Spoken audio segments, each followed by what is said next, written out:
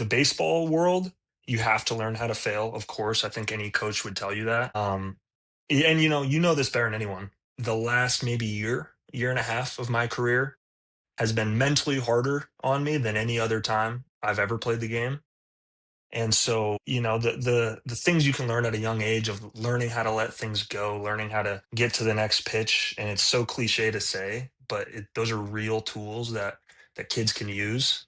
It's hard. You can go down a tunnel of bad thoughts. Speaking of thoughts, I would actually love to point out. I don't know if anyone is a Mookie Betts fan.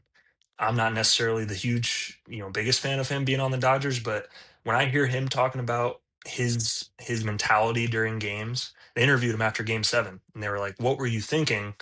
Before the last pitch was thrown because it was hit to him, and he turned a double play, and he said he was telling himself, "Be nasty, be nasty, be nasty." Ball got hit to him, and then he just played.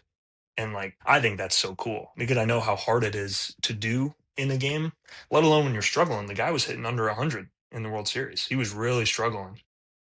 But for him to be able to just continue to tell himself, like, be nasty, you're the guy, whatever it is it's something I'm for sure going to try out. I've done the talking to myself in the field, but just relentless positivity I think is such a key, and I would for sure say I haven't even learned it myself. I have plenty of moments of weakness, and it's a failing game. It's mentally very hard, but just the more positivity you can bring to yourself, and the more you can talk yourself up, is easily the best way to get through this sport. What's the toughest setback you faced as a baseball player?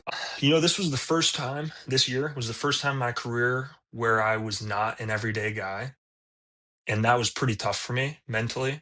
I'm used to being, the leadoff everyday second baseman, center fielder, whatever it is.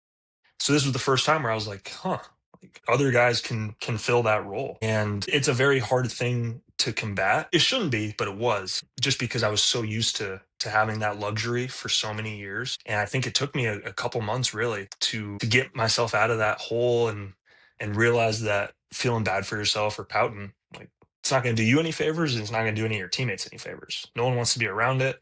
No one wants to hear it. And the quicker people can learn that, not only is it hurting them, but it's crushing you, even though you may not realize it. It took me months to realize the thoughts I was having and the approach I was having towards days I knew I wasn't going to play ultimately hurt me when, you just for me, I just ended up having to be thankful I was there and take the opportunities I got. And once I changed that mindset, it changed my whole year. And it definitely gave me a lot to think about going into next season because that's how this game is. There's only so many spots. Same with every sport. There's only so many starting spots. There's only so many guys. So at this level, you have to be okay with filling in every once in a while and plugging in where you're asked, but having the same mentality that Mookie has, like, I'm nasty. I'm nasty. Like, this is what I'm here for, stuff like that.